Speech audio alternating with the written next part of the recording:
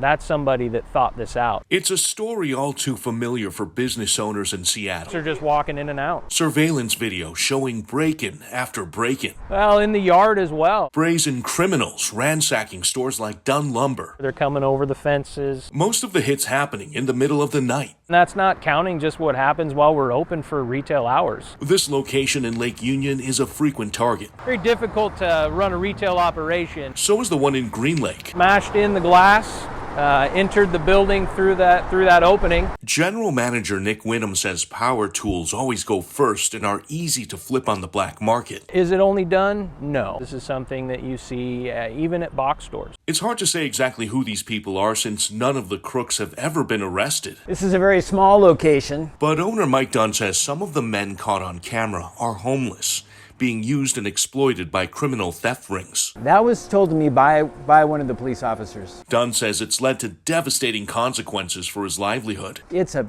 violating experience. Higher insurance premiums, more costly surveillance cameras, and a super expensive security system that's in all his locations. The police won't show up for, an hour or at all. We very much feel like we're on our own. This is now what it costs to do business in the Emerald City. It doesn't make sense. While other mom and pop shops and corporate chain stores have already left the city, Once you're gone, you're gone. citing deteriorating safety conditions.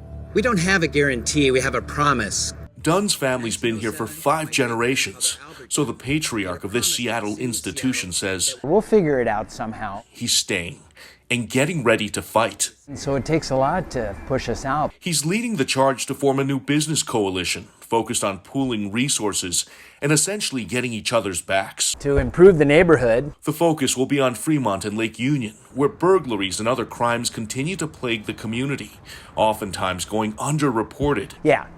A few months ago, a homeless theft suspect burned down dozens of vessels on a dry rack behind Seattle Boat Company, leaving millions of dollars in damage. I think it's irresponsible. And other neighbors say homeless encampments keep popping up in new locations, attracting even more criminal activity. With this new coalition, Dunn says he's hoping to bring attention to this part of the city, using social media, and also wants to encourage neighbors to get more involved.